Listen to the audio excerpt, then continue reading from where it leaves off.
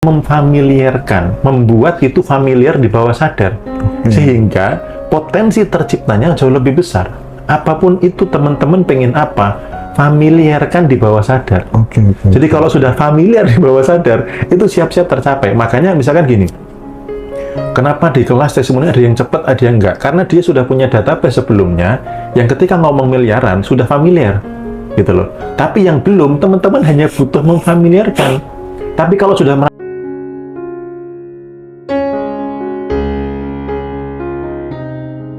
dalam kehidupan real yang saya jalani begitu ya, ada yang namanya tabungan energi, ada yang namanya sawab atau mungkin dalam konsep Islam disebut sebagai pahala, perbuatan baik, pengabdian yang tulus, kontribusi kita kepada sekitar tanpa pamrih, itu kira-kira berkontribusi nggak terhadap mimpi yang kita cita-citakan, yang kita idealkan supaya terwujud jadi kenyataan. Cepet lambatnya itu berpengaruh apa enggak, Om Bimo? Ya, kalau saya dan pengamatan saya kepada beberapa orang itu sangat berpengaruh, Mas. Itu bahkan ada orang lain yang merancangkan celaka buat orang itu karena dia rajin sedekah, itu yang menyelamatkan, Mas. Itu yang membuat orang itu bertahan sehat sampai sekarang itu karena apa? Karena sedekahnya, karena berbaginya. Gitu. Jadi kontribusi tabungan energi, karena ini kan tabur tuai, Mas. Yang menabur akan menuai. Dan itu kepastian. Jadi ketika orang memberikan kebaikan kepada orang lain, kemudian sedekah, berbagi, itu sangat-sangat mempercepat. Gitu.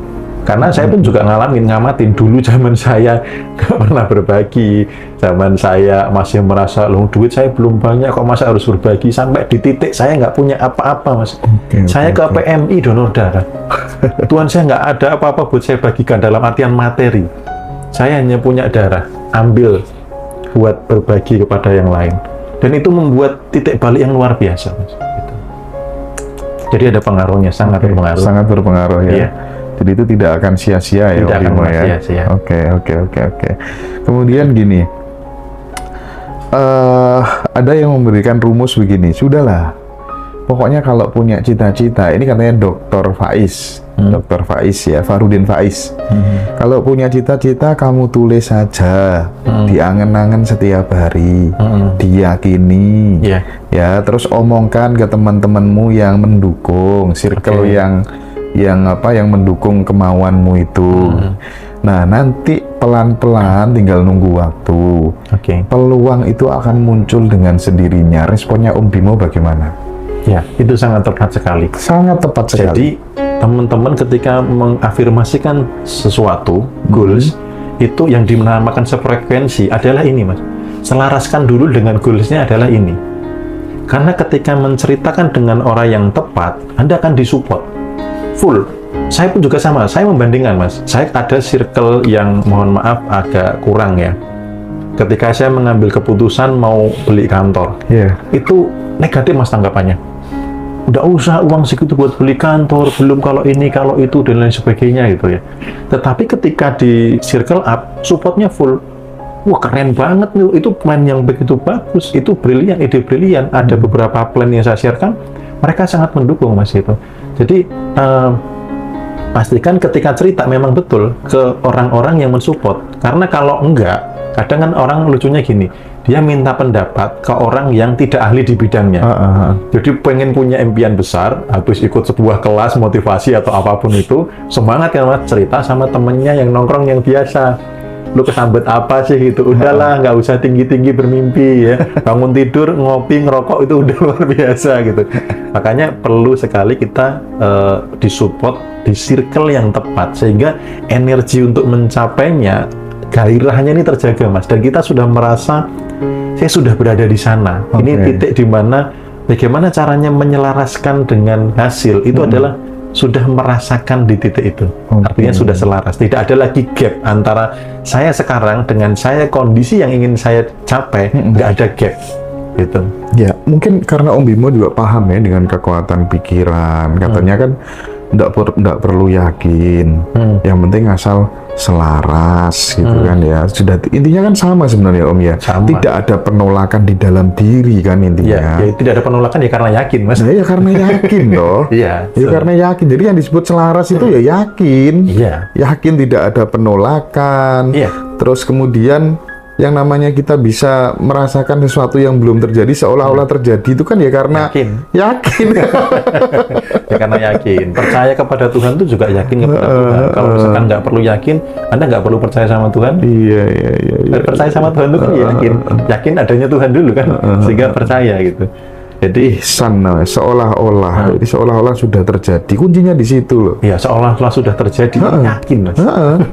Kan ya antara pikiran, rasa semuanya jadi selaras. Satu, Iya, selaras. Selaras tuh ya. Rumusnya cuma itu teman-teman, nggak usah ribet-ribet soal nggak harus yakin segala macam. Pokoknya rumusnya begitu. Nah, kalau saya boleh bongkar rahasia nih Mas, rahasia lebih simpel lagi adalah gini.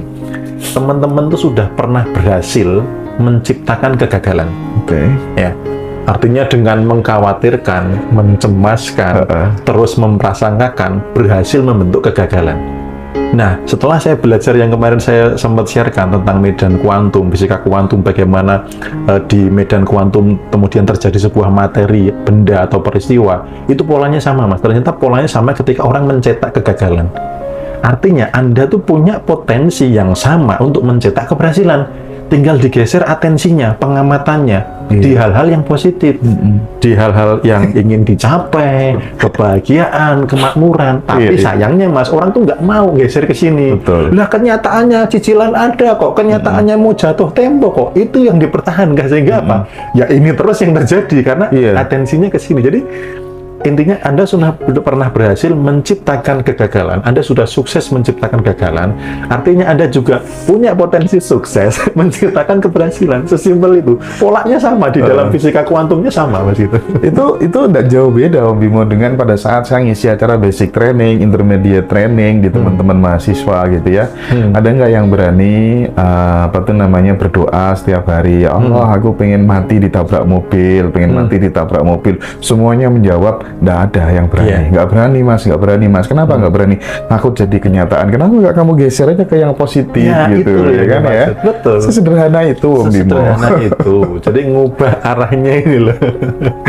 Atensi ya Om ya. Atensi. Saya teringat dengan pas waktu idola kita bersama ini Pak Mardigu ini pada saat dia main kelereng. Terus kemudian tiba-tiba ada foto atau kemudian ya gambar di Amerika gitu kan, foto gedung di Amerika begitu ya, terjatuh gitu kan. Apa itu ditanya ya di sakunya kan. Aku nggak sekolah di sini nanti gitu kan ya. Jadi dia pelihara mimpi itu. Betul, nah, sampai kemudian terbukti akhirnya dia bisa sekolah di sana kan. Itu apa moral story dari case sederhana itu apa Om Bimo? Karena di situ Pak Mardigu itu sangat yakin. Itu sangat yakin. Dia sudah bisa merasakan. Jadi karena gambarnya itu setiap hari dilihat, itu kan menjadi familiar. Nah, kuncinya juga ketika afirmasi atau apapun itu, bawah sadar itu hanya butuh difamiliarkan. Sesuatu yang tidak familiar pasti ditolak. Makanya teman-teman ketika nanti dapat sebuah informasi atau ikut kelas apa, bawah sadar akan menolak. Hah, saya kaya. Bukannya dari kecil sudah terdidik cari uang itu susah, mentalnya miskin. Ketika dikasih afirmasi kaya, pasti nolak. Nah, apa yang dialami Pak Mardigu, dia memfamiliarkan, membuat itu familiar di bawah sadar. Sehingga potensi terciptanya jauh lebih besar. Apapun itu teman-teman pengen apa, familiarkan di bawah sadar. Jadi kalau sudah familiar di bawah sadar, itu siap-siap tercapai. Makanya misalkan gini, kenapa di kelas testimoni ada yang cepat, ada yang enggak? Karena dia sudah punya database sebelumnya, yang ketika ngomong miliaran, sudah familiar. Gitu loh. Tapi yang belum, teman-teman hanya butuh memfamiliarkan. Tapi kalau sudah merasa, saya orang desa, mana mungkin bisa, ya nggak akan bisa. Pak Mardigu kan juga sama kan, bukan orang kota, bukan keturunan orang yang sangat tua gitu loh. Tetapi dia memfamiliarkan. Artinya teman-teman latar belakangnya apapun, kalau misalkan ada yang sudah familiar, kayak contoh Bu Ika kemarin, dapat 2,5 M, karena angka M bagi dia sudah familiar, sehingga menariknya cepat. Nah, teman-teman yang ini bukan berarti, lah suami saya, atau lah saya nggak punya waris, nggak apa. Itu mekanisme semesta itu cerdas. Teman-teman tinggal familiarkan aja di bawah sadar. Ya kalau belum beranilah angka miliaran, ya ratusan juta dulu lah.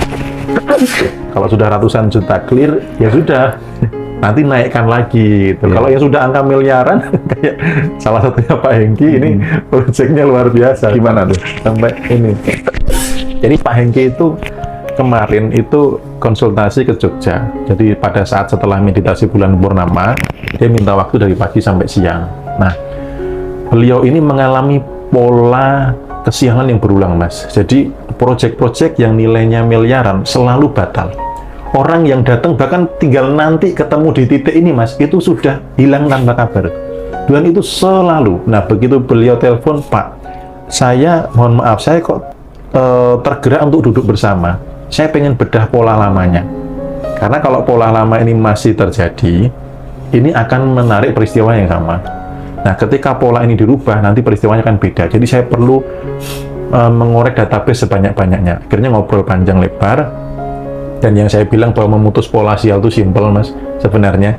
Jadi nggak perlu teknik yang sangat luar biasa. Karena apa? Saya belum selesai ngobrol dengan Pak Hengki ini di Jogja. Karena handphonenya ditengkurepin, di silent karena fokus gitu ya. Istrinya ditelepon, dicari Pak Haji. Beliau juga ada konsultasi dengan Pak Haji, yang Pak Haji ini punya relasi bisnis yang besar. Sampai Pak Hajinya itu nanya ke anaknya, sampai anaknya nelpon mamanya, ini kenapa kok sampai dicari Pak Haji? Nah, terus menyampaikan, Pi, handphonemu di mana? Ini Pak Haji nyariin.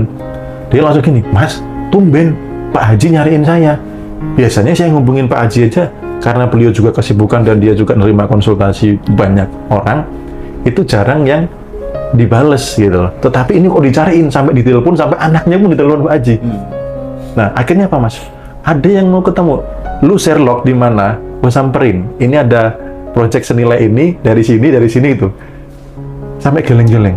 Terus saya bilang, Pak, ini ada sesuatu perbedaan pola. Siap-siap ya setelah ini. Pertama itu. Yang kedua, biasanya istrinya tuh nggak tertarik, Mas, dengan hal-hal seperti ini. Kok tiba-tiba pengen ikut, nemenin. Itu sudah ada pola yang berbeda lagi. Kemudian istrinya itu paling nggak betah, Mas, meditasi. Pas acara meditasi itu fokus total sampai selesai. Jadi ada perbedaan pola yang tiba-tiba seolah-olah tiba-tiba. Terus saya yakin lagi, Pak, ini pola lama sudah terputus. Karena saya ngobrol begini, Pak, putuskan begini. Akhirnya seminggu ini sempat nggak ada komunikasi. Tapi saya merasakan, Mas, ada sesuatu yang membaik di sana. Ternyata tawaran proyeknya, Mas. Sampai bilang gini, Mas, yang ini, kalau yang dengan privat ini deal, ini nilainya triliunan, Mas, setahun. Jadi sudah bukan angka M lagi, Mas, sudah triliun. Kenapa? Sudah familiar. Jadi kembali lagi teman-teman, familiarkan. Tinggal mau memfamiliarkan apa? Hutang kah? Cicilan kah? Keluhan kah? Atau sebaliknya?